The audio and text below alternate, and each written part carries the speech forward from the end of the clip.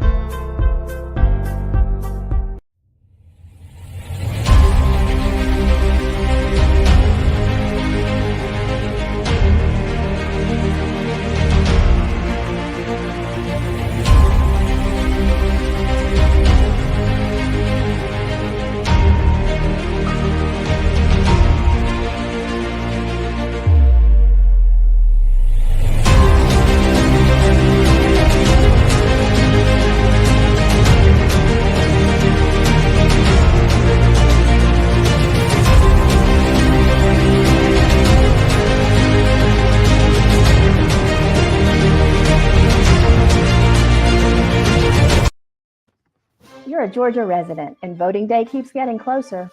For months, you've studied the issues and researched each candidate. Now, you're ready to head to the polls and vote. The only question is how. First, you need to register to vote. You can fill out an online form, print a form and mail it to the Georgia Secretary of State, register when you renew your driver's license, or fill out a form at your local public library or school. Once you've registered, you'll get your precinct card in the mail. This lists your exact polling location. You can also find out where to vote and see a sample ballot by logging into My Voter page on the Secretary of State website. If you're not sure whether or not you're registered, use this website to check. Now you're ready for Election Day. All you need to bring with you to the polls is a valid photo ID, such as a driver's license or passport. Polls are typically open from 7 a.m. to 7 p.m. If you're not available during this time block, you can vote early or send in an absentee ballot. Request an absentee ballot with a form on the Secretary of State website. You can mail, fax, or email the form to your local county Board of Registrar's office. It's safest to send in your ballot at least a few days in advance to make sure it arrives by Election Day. In Georgia, you can vote early without giving a reason. Just contact your county voter registration office or visit the Secretary of State website for the early voting locations and times. And that's it. Pretty simple. Now ready, set, vote.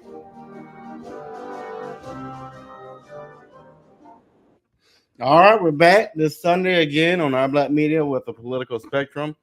Dante, you just saw one of the things we do, is, and you know that you were a part of constructing what we do here, but is getting people knowledgeable and understanding not only how to vote, when to vote, and what that means. Yes, it's very, very important. Not just during the presidential election cycle, but just being aware of judges, sheriffs, and all those local elections as well to stay informed of what's going on in your local communities. Well, yeah, and you know what's interesting? A lot of people, like you said, will hop out for the presidential election, but not realize the more important ones are your local ones. In fact, down here in Chatham County, we're right in front of a county election for Chatham County chairman roles, as well as judgeships. In fact, we have a candidate for Chatham County Commission joining us later on. What about in Fulton? Nice. Yes, actually, we do have a special election going on in Fulton County for a state judge. That election is May 21st, I believe. So a lot of people are talking about that race that's coming up. Yeah, as a matter of fact, I think this all ties kind of pleasantly together because the district attorney for Fulton has been in the news this week, and we'll talk about that when our two guests join us. But again today, people wonder why Trump stays so important. So I want to play this next commercial that is kind of funny, because the thing I love about Trump is he continues to kind of find a way to reinvent himself or to be that guy. So let me see if I can add this, and we'll play this and then hop into the discussion on that. Donald Trump is launching a new business venture. He's getting into the sneaker game. Take a look. Well, he made the announcement at SneakerCon in Philadelphia. The line features 3 different pairs of tennis shoes, a pair of high tops, a pair of red laceless athletic shoes, and a pair of white laceless athletic shoes. I've wanted to do this for a long time. I have some incredible people that work with me on things, and they came up with this. And this is something I've been talking about for 12 years, 13 years. And I think it's going to be a big success.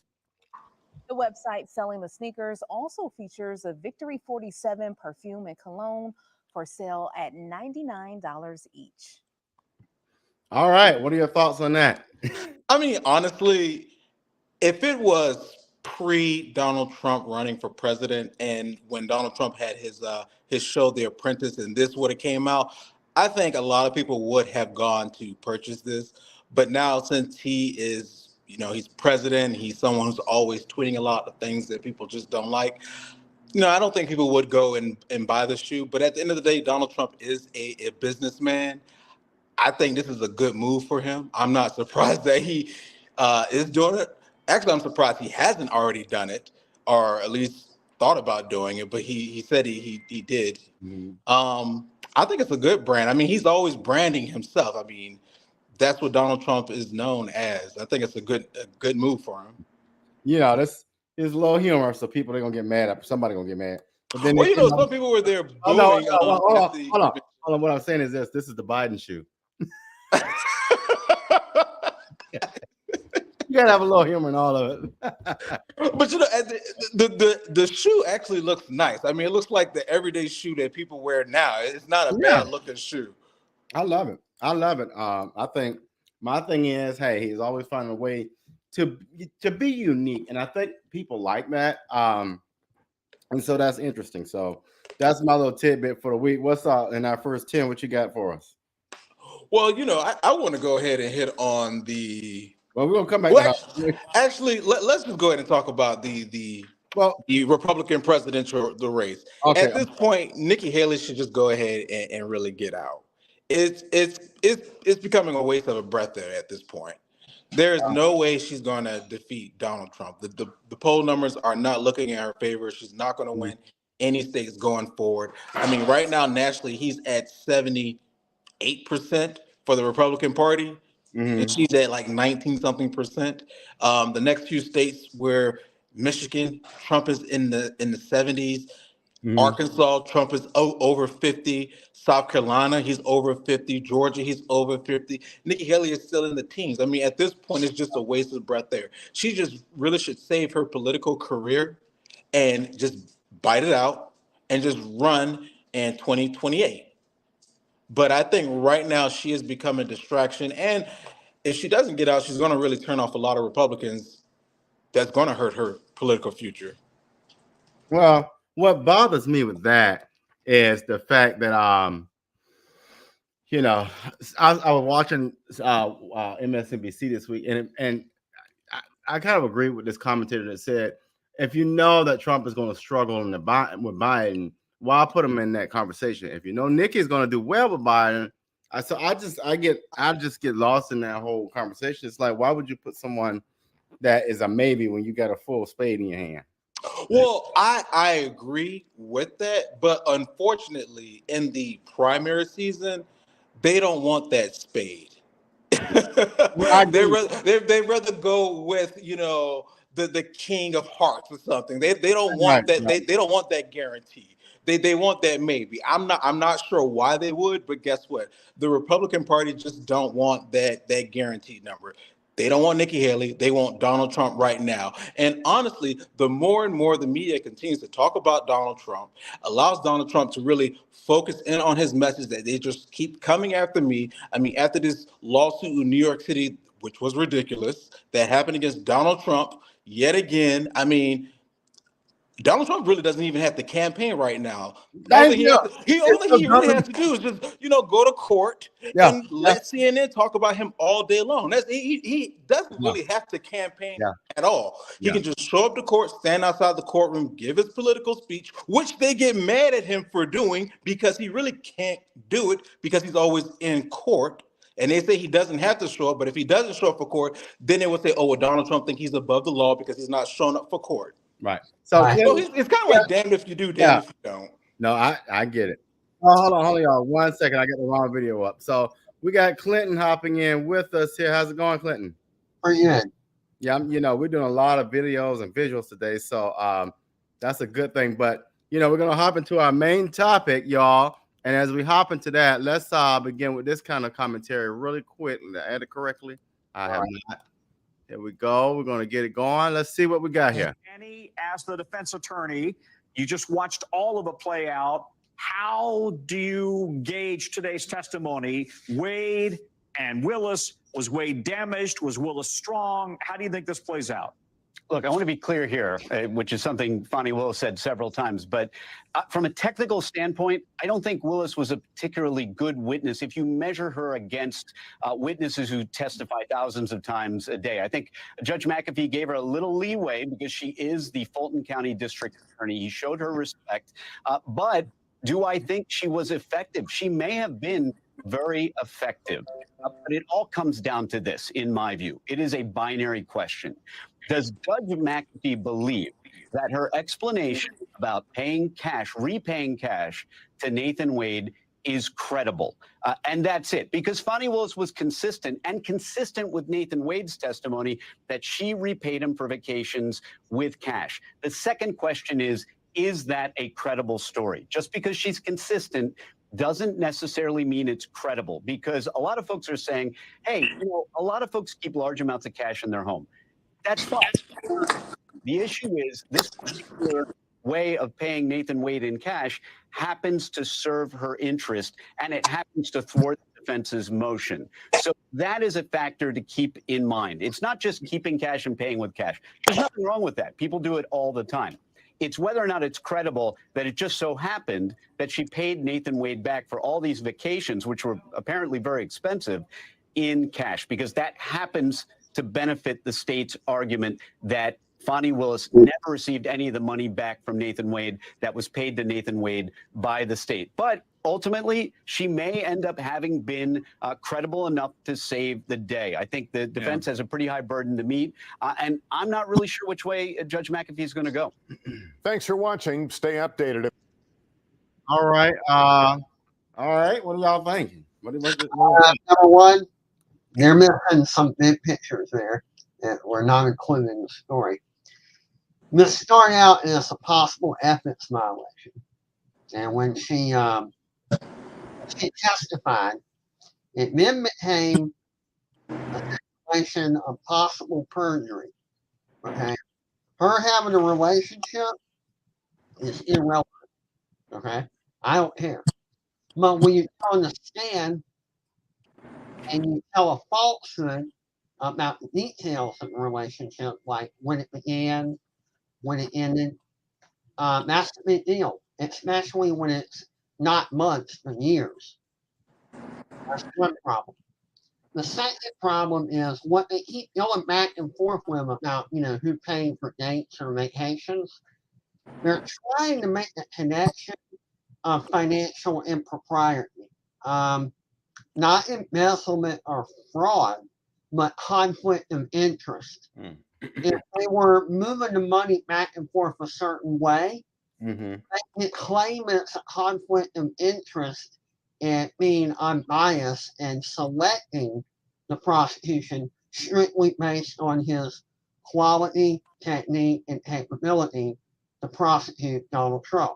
They can claim that the conflict of interest was because they were carrying on so long and because the money was being reimbursed and had undue influence where she didn't pick a better candidate to prosecute him.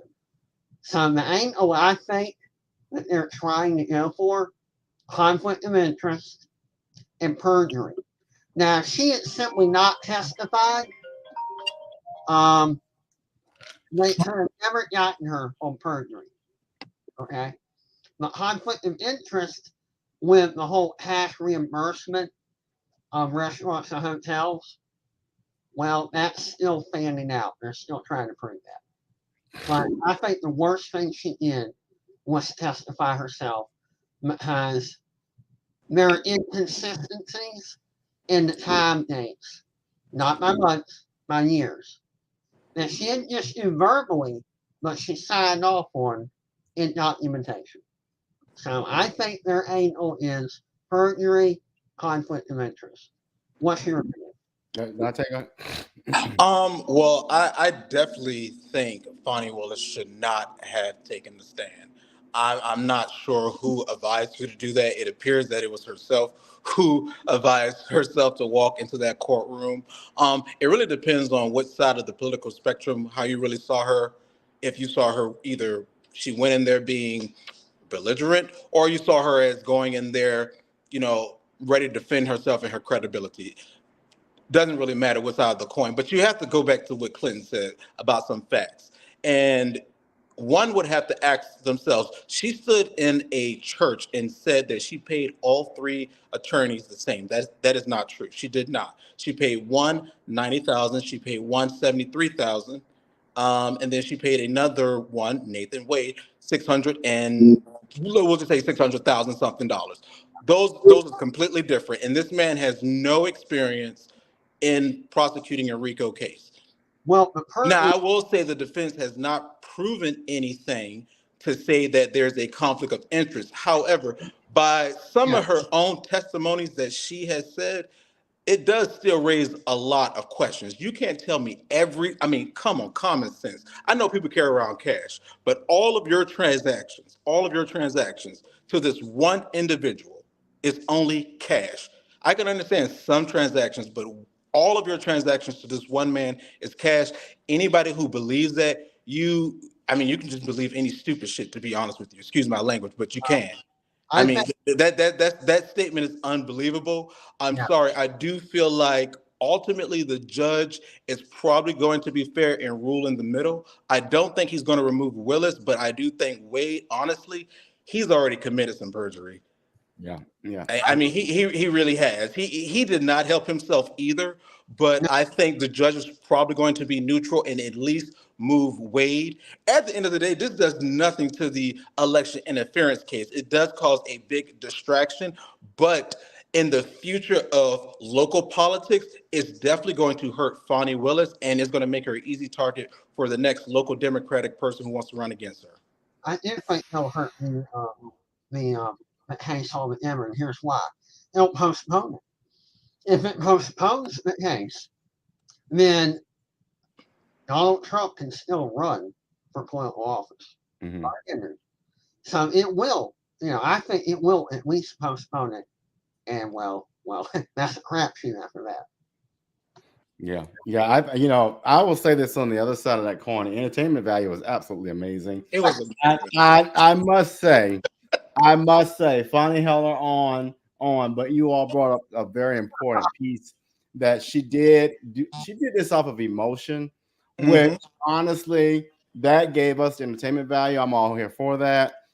But when you do things off of emotion, you do trip yourself up because she gave the one thing I enjoyed about it. She gave you the black sister girl. I'm gonna show you who I am, but also she gave you the professionalism.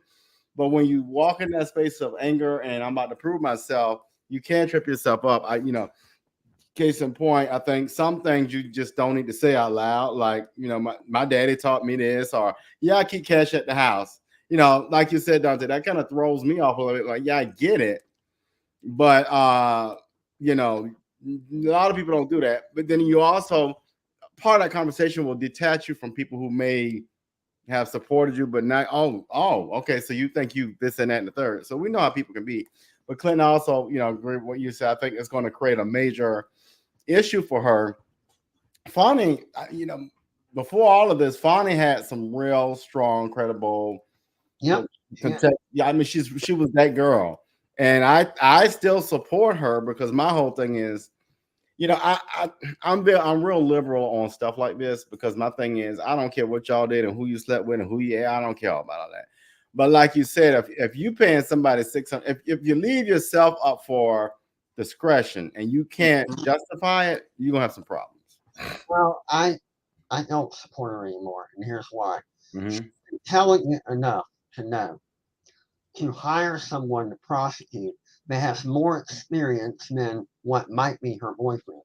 Now, I'm not saying he can't do it, but he didn't have the track record. Now, I know she tried to recruit other attorneys and successful, but she should have kept on looking. Because even if they never got involved, he just started in that type of law. He was in a different type of law before that. He didn't have the teeth to drive it home.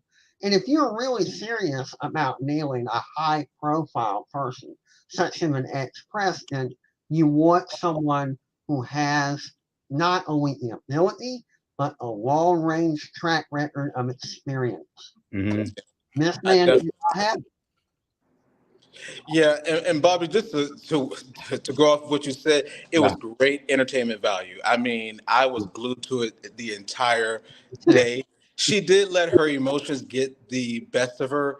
Honestly, you know, my opinion about her in this entire case, she didn't help herself. But on a personal level, I kind of do feel sorry for her because I don't think that was a proper place to do any ethical tribunal type of setting.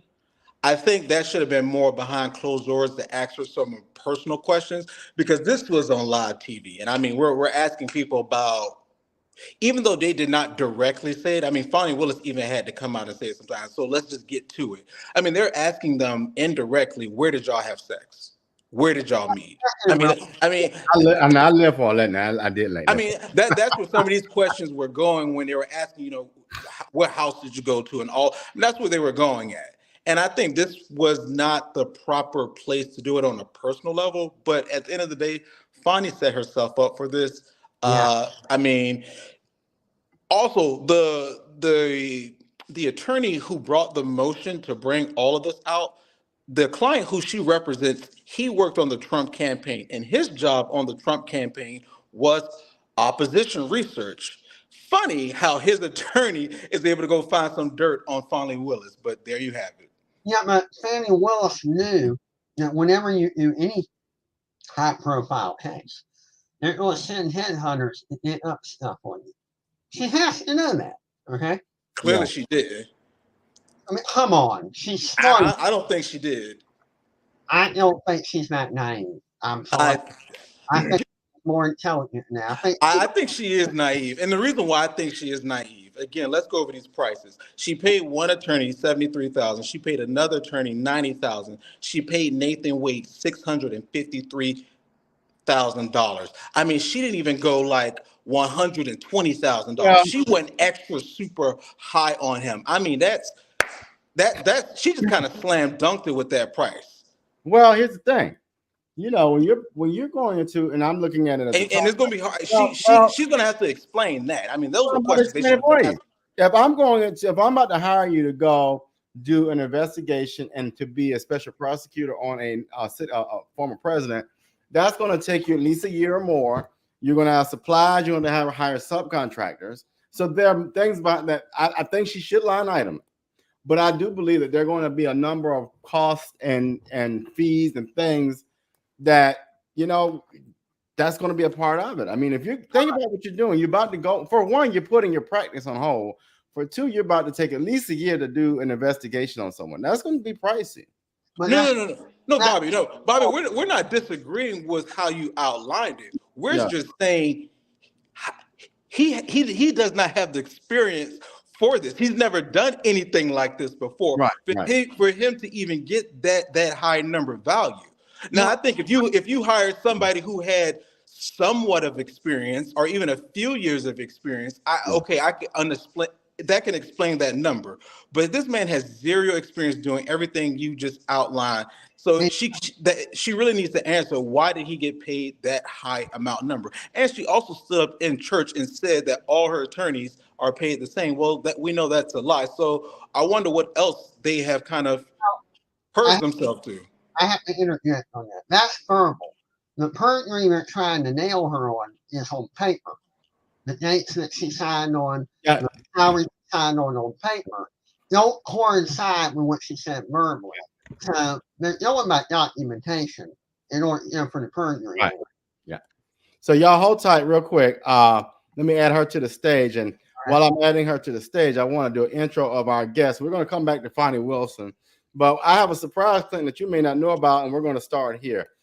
And the reason I want to start here, you all, is because we know that this lady who just ran for Savannah mayor, whether you support her or not, that the news does not do a good job of sharing who this person is.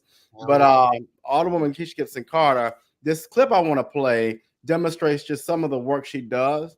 I just think that when it comes to how media and news gets out is not always fair. But let's start with this clip, and then we'll kind of jump into that, and we'll come back to Fani, you all. William Zach Harvey, a citizen of Savannah.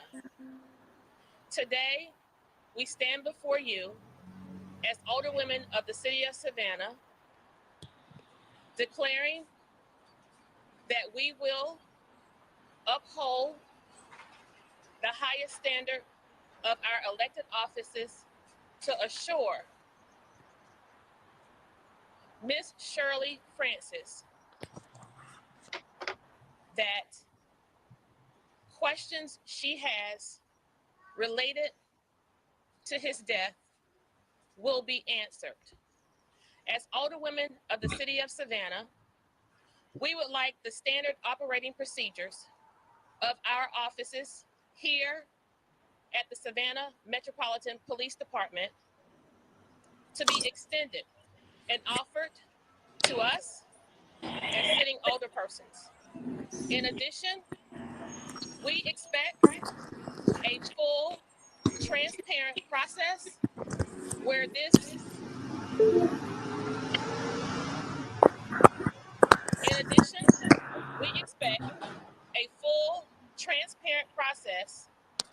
matter is concerned. All right, and so we are joined by Keisha Gibson Carter. What I hope, Alderman Carter, former Alderwoman Carter, is that when it comes to the county commission chairman election and campaigning, there's a fair process, because we saw with Mayor it wasn't. But welcome and thank you for joining us. Dante, hop back on. That's my co-host Dante. I think he's scared. He's in Atlanta. Mr. Dante, you want to join us? Hey, sorry about that. Hey, how are you doing? Welcome. And we have Keisha Gibson Carter here. I want her to share with us today. She's running for Clinton, the chairwomanship for Chatham County. Hello, Chatham County. Hello, Dr. Bryant, and to your esteemed panel there. It's so good to see you guys. Same here. Hello, how are you? Good, Mr. Clinton, my dear friend. It's been a while. Yeah. And so as we begin, Keisha, we have Dante, who is from Savannah. He affiliates with more of the Republican Party. Myself, I'm more affiliated with the Democratic Party, and Clinton is affiliated with the Libertarian Party. So this is a great conversation to have. But Dante is from Savannah. She's running for the chairmanship for Chatham County. Definitely, you and Clinton jump in, and I'll jump in where I can. But we definitely want to kind of get some feedback from her on the why, the what have you. But let's begin here, and I'll turn it over to Dante. But what are your thoughts on the previous election, and what kind of drove you to this decision? Well, since the past election, I have been dedicated to my family, who I basically sort of was not present over the last 4 years in ways that I wanted to be. So I had the opportunity to superimpose myself and try to make up for the last 4 years. So in conjunction with that, I have been busy traveling, and that's why you see my vacation here. Traveling, and I have 2 children who are matriculating out of the city. And so it's given me some time to invest in them. And I have a high schooler, and this is she's going into her senior year. So we were just excited to be able to plug in for whatever that was worth. And so what I want to say to everyone, and I haven't had the opportunity to speak, I've just been answering questions as they've come to me. And I want to acknowledge the text messages and the phone calls and the Facebook posts of everyone who were dedicated to the KGC for Savannah campaign.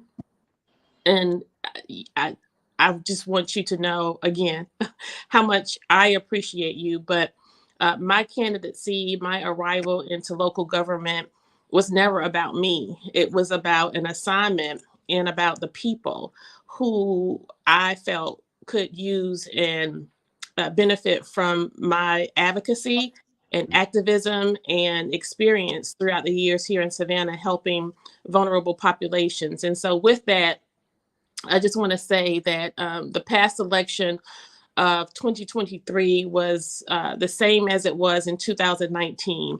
The feeling I had when I won Alderwoman at Large for Post 1 was the exact same when the results did not yield a victory for us, that I recognized that it was never about me. I have always gone about in my role as Alderwoman at Large from a spirit of humility, authenticity, and true servitude. So it was easy for me to recognize that despite all of the money that was raised, I was feeling really good about myself. It took over $1 million. It took a machine to defeat us, but I am not convinced that it was a fair defeat, as many of you know. And that's the advice I have to candidates who are running now. Clinton, you guys who are in the race, and as I am pondering this next course, you have to keep your eyes on the early votes and the absentee ballots and that elections board, particularly one member that me and Mr. Brian know for certain. And so when you see the dynamics at play where there's not a fair fight locally, you have to ask the question, what can happen statewide? What can happen for our bigger election, like the presidency? So for those who are signing up for a sincere, authentic race, just know that the politics in Savannah, elections in Savannah is not created equally and equitably to other communities. We need to make certain that we are holding those individuals who are in position accountable. Candidates are going to have to spend money in the same places that the establishment invests their dollars. And when you see the same names recycling through donor dollars on the election sheets of these candidates, you see who owns Savannah. And that 2023 election essentially showed that Savannah is indeed for sale. You can buy anything. You can buy and pay people who work within assisted living facilities to make certain that those ballots are for certain candidates. You can pay people to encourage early votes and to make sure that those early votes are for specific candidates. You can pay people to purchase or lease buses and transportation to get mass numbers of people to the boxes, understanding that those votes are going to be for certain people. So that's what I want to say to people. Nonetheless, we're here, and we see that those behaviors are not unlike the behaviors that happen at every single level in our local government, from purchasing, from financing, to community service, to county and city resources. We see the deficiencies. We see the unfairness, the fairness actions. We see the unequitable treatment. So, we have to recognize as Savannians and Chatham Countyans who we want to be. Unfortunately, in the past elections, we did see that big money prevail, but we also see that it was not counterbalanced with voter turnout. And so the jury is even still out on how many people actually voted. We really don't know, right? We really can't trust that process. And so where do we go from here? Where do we go from here? I'm an advocate. I'm an activist. I sign up to speak out for people who do not have a voice. That's what I do. We need people who are at the grassroots levels working these elections, keeping their eye on elections boards. We need them to step up and take a louder place in these spaces if we ever want to see anything change. We said, Mr. Bryant, in the 2023 election, if people and positions did not change, the Savannah as we know her will not be the same in 2 to 3 years. And we are already seeing that within the first couple of months, the first quarter. We were already seeing and feeling the results of what that election did not mean. Right now, you have Woodville community residents planning to mobilize and go to City Hall to raise sand over what they were raising sand over in 2023 during the election season. But when I was saying it out loud, it was like, so you have Carver Village under threat, Liberty City under threat. It's the same. If you always do what you always do, you're going to always get what you always get. And the fact of the matter is, I signed up to advocate for something that I do not need. I don't need what I'm fighting for, but what I do need is for the people I'm fighting for to have a better quality of life, but ultimately to have their rightful share. For too long in Savannah County, the takers have had it all. And we're simply saying that we have to now make sure that everybody has an opportunity to live a life where they can call the Savannah they know as home, because our Savannians are being forced out of the city. Yep. All right, Dante, we'll open up to you for, I guess, a question, comment, or feedback or whatever. What was some of your most enjoyable experience in the campaign? Well, I have to tell you, I do not like campaigning. I do not. It's exhausting. It exists exhausting. There's very little opportunity to be truly authentic and genuine. The greatest part about what I did as Alderwoman at Large is serving in a way in which I could problem solve. When you're campaigning, you're simply making introductions, listening to what their needs are, what their thoughts are, recognizing that the reason I'm in office, why I was elected in 2019, was consistent with this past election. In 2019, the electorate sent a resounding indictment to the council, wherein almost everyone was voted off of the council and a fresh crop of people came in. And under that mandate, it was an understanding that they wanted more, they wanted better. And so it was a little bit awkward to now be in position to still be hearing, after 4 years on the campaign trail, after 4 years, hearing the very same thing that they wanted. And it was discouraging in some degree, because essentially that's why I was supposed to be there. But due to maneuvering with our rules of council, we were not able to effectively make policy change, because that's really where the real differences are made. Difference isn't made with rhetoric. It's not made with sound bites. It's not made with press releases, press conferences, and Facebook Lives. That's not where the difference is made. The difference is made when you effectuate policy change, when you're able to implement, introduce, and pass policy that's opposite from where we currently are, to move the needle forward.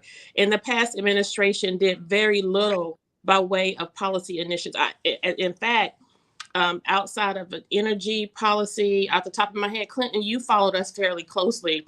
I can't think of any true policies that really move the needle economically for people, or where crime and safety was concerned. A lot of the policy shifts and changes that we saw with the last council essentially were ceremonic and symbolic. Like the changing of the square, I appreciate the advocacy and the work that I did to assist that group.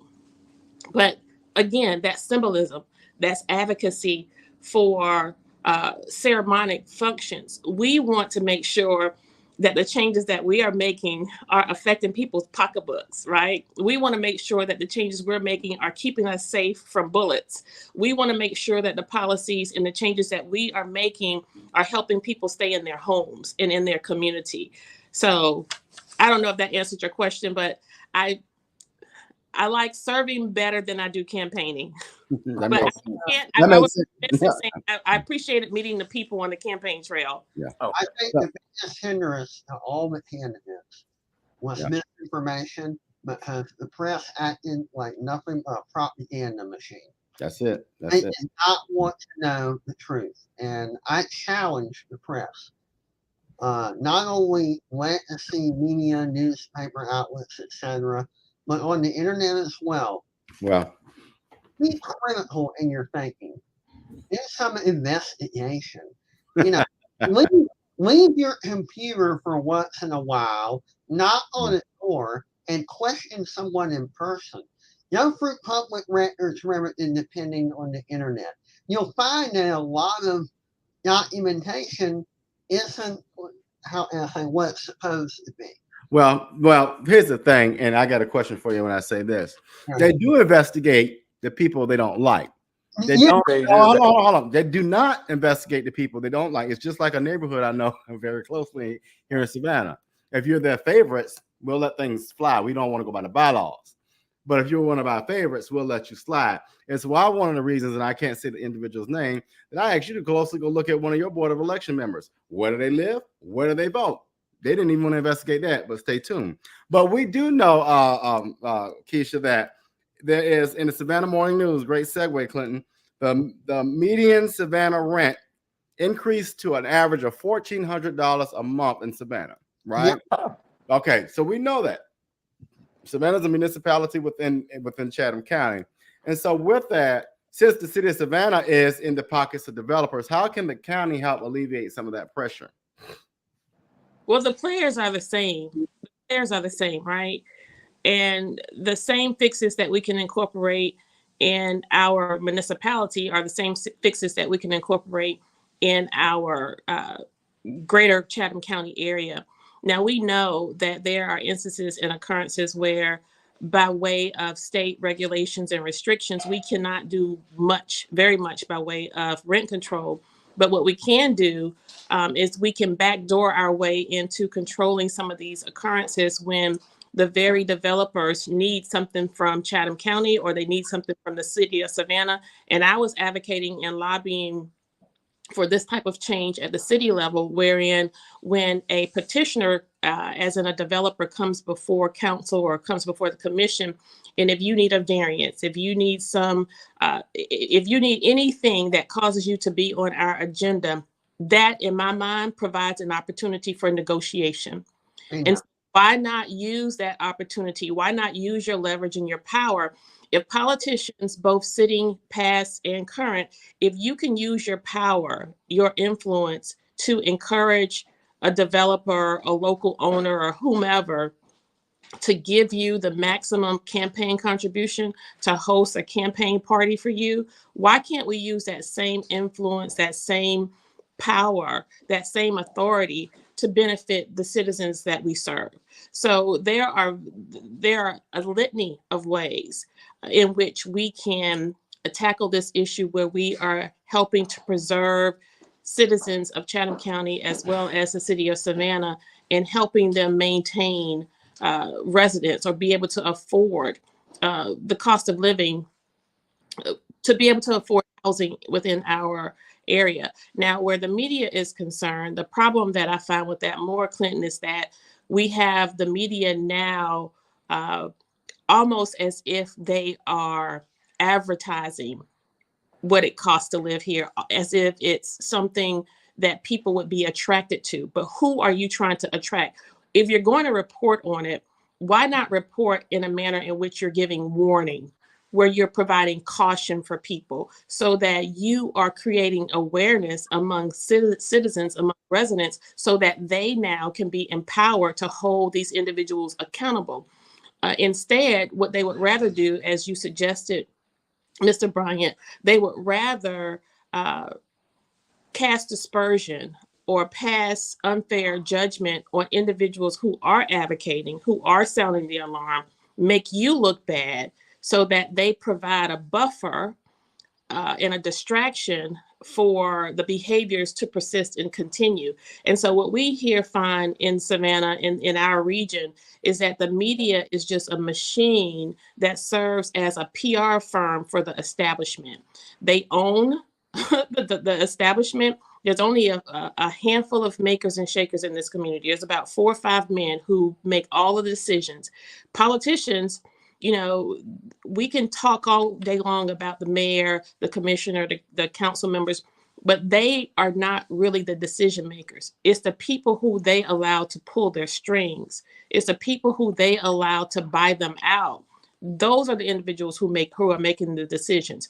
And so those individuals, those 4 to 5 men, they have already created a blueprint for what Savannah Chatham is going to look like. So regardless of who is in office, if that person is not able to stick to the agenda of the people, if they are easily pliable, they can easily be picked off. And then you have those individuals who now allow themselves to be used as media mouthpieces for the establishment as well. The media is just as culpable in any deficiencies or disruptions we face in our community as the politicians, because it's the media who mask what really is happening in our communities. When you literally fail to report accurately, you thereby are culpable. When you are complicit, you are culpable for all of the activity that we see in our community. And we're in trouble where media is concerned in our community. We need a real reformation. Mm-hmm. All the media, they are no longer concerned with exposing the secrets and delivering the truth.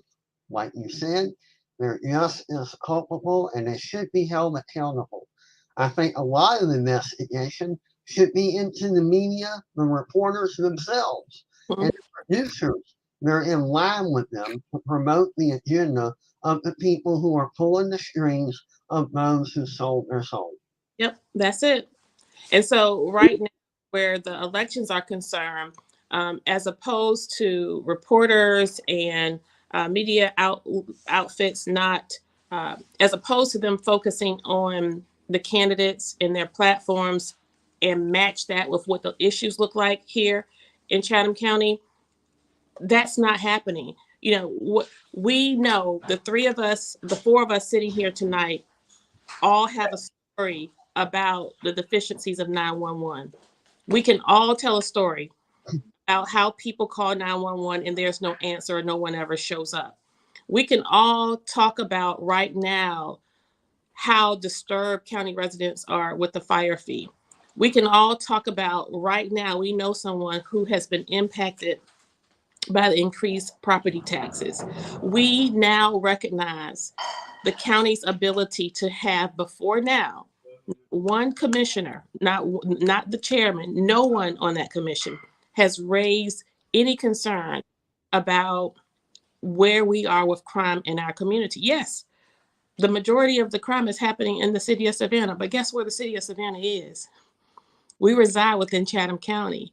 You know, there was a huge money grab through the loss negotiation, local option sales tax, a huge money grab, right? Coupled with major federal payouts and subsidies by the federal government via ARPA and CARES Act dollars. Between Chatham County government, the city of Savannah, and the Board of Education, we received nearly in excess of $300 million to this county. And where did that money go? We can, as professionals in this field, right? We can sit here and have an intellectual conversation about where the money went based on where they said it went, right? We can read off where they said it went. But for me, Clinton, it's where do Chatham Countyans think the money went? Where do Savannahans think the money went? So when we make decisions, we want to make those decisions in a way in which people can feel the change. You can see, oh, there's that enhancement to the park. Oh, here's that multi-sports complex. Oh, here's where our seniors who are tweedling on making it and not making it. Here's where they're living now. Oh, here's the influx in police presence in this area. Here's the drainage system redone. Here's Yeah. Oh, yeah. That won't ever happen. We've been hearing about that how many years now? Yeah. And Wait, also, go ahead and just next time it floods, just get you a boat. That's the best thing. we also want to acknowledge the invasion of industry to county residents. That's huge right now, and we saw a lot of that. Clinton, I think you were in chambers a number of times when we had county residents come in and advocating to preserve their residential status and not have their neighbors be industry or warehouses, if you will. So those are just a few of the things. So if nothing else, I would hope that my arrival or my intent would be consistent with what it was when I declared my candidacy for mayor. I think within that short period of time, things during a campaign, and I guess I could answer your question in this way when you asked me, what did I like about campaigning? The thing I like about campaigning is that you have an opportunity to raise the bar. I have an opportunity to raise the bar to say, okay, here's what's wrong. If I shouldn't be in this race, if I'm not a viable candidate, fix 911, right? If I'm not a viable candidate, share something about relief of property taxes. Take away or reduce that fire fee for county residents. Do something about industry that's invading residential areas in Chatham County. If I'm not a viable candidate and if I'm not worth my weight, force me out, away. Create a multi-sports complex that we so desperately need here in Chatham County. So, and I'll bow out gracefully. Well, and before you go, what really concerns me about the current chairman of Chatham County is that individual is the county chairman, if I'm correct, the president of a neighborhood association, the pastor of a full pastor of a church. I don't see how you can do that effectively. And honestly, and I'm not, if you're mad, you get mad. I've learned I don't care who gets mad at me anymore. You don't pay my bill. So, hey, but my question is to the chairman and to you all on this panel. I don't think you can do all of that effectively. In fact, Clinton, you live here in Chatham County. I haven't seen anything for Chatham County since, forever. But to that point, Mr. Bryant, it's what we allow. That's it. Yeah. We allow as citizens. And I think before people wake up, it's probably going to be too late. If we continue to allow the fact that our association with someone because we went to school together, they played the piano at my mama's church, or they were my daddy's principal, or they're in the same fraternity. If we align ourselves by way of friendship, relationship, and kinship without regard to harmony in our community, we do ourselves a disservice as well as a broad community. It's obvious. Just look right now. When we look at the first district, you have Cloverdale and Carver Village. Two where the women lives. The most powerful men live in the first district. The first district is the most impoverished district of all districts at every level where it comes to economics as well as crime. The first district is where the mayor lives in Cloverdale and the chairman lives in Carver Village. If these two men have the power of the pen, with one stroke, they can direct any resource to Carver Village. With one stroke, they can direct any resource to the city of Savannah. Again, if you are utilizing these county and city resources for your own personal good, we're simply asking that you use that same influence, use that same power to now make it good for the people. Don't be selfish. When you look at the fact that you have sitting politicians who have shell companies whereby they own almost as much real estate that exists within that area, and continuing to garner. And you look at the people who are attached to them, they're making sure that their friends and their family members are winning, and that's okay if that's how they want to go about. We're just simply saying, share the wealth with the people who ordinarily would not be able to compete at that table, or who ordinarily would not be able to get an invitation to that table. So if we always do what we always do, we're going to always get what we always have. And so if people don't realize that if you can't hold those two giants accountable, and it's only okay for you to have a photo op and share Facebook posts, and if chasing clout and having clout is all that people want, it's a sad commentary for us today. Well, but we're just here as a humble servant. All right. Well, identity politics. We're more about virtue signaling. We're more about voting for people that we think we know. And we don't really pay attention to the policy that they propose. Mm-hmm. Not to mention, sometimes what's even worse, they propose one set of policy in the platform, and when they're elected, they institute the exact opposite. And when they only enrich themselves and no one else, eventually that's going to trickle down. You were elected, yes, to help yourself, but to help all your neighbors. And all the people in Savannah are your neighbors. And by enriching your city, in the long run, you're enriching yourself. You're only shooting yourself in the foot if you only focus on who's in the mirror. That's it. And thank you for joining us, Keisha. But Clinton, it's funny you mentioned that Bible verse, love that neighbor. But in this city and across the nation, we only use the Bible verses when it worked for us. But I'm not right. That's right. All right, so we're going to close on out. What are y'all we was talking about Fani Willis. So Dante, Clinton, tell us your final thoughts on the Fani case. I mean, again, I think it's going to come. The judge is just going to remove, if anything, Wade. I think Willis will stay on.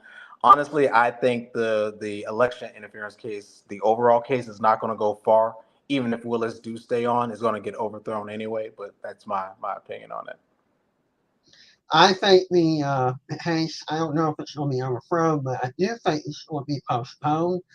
I do think Ms. Willis's reputation will be intensely damaged, and I think Wayne will be escorted off the case, period. Hey, just made $500,000. I would just escort. $500,000 of free cruise and his money back. You can't beat that. You got a payday. All right, y'all. We'll see you we'll be back next Sunday at 6. Thank you for joining us, Keisha. We'll have you back on. Thank you. I know my good Republican friend has more questions. We'll have you back. Yeah. Y'all take care.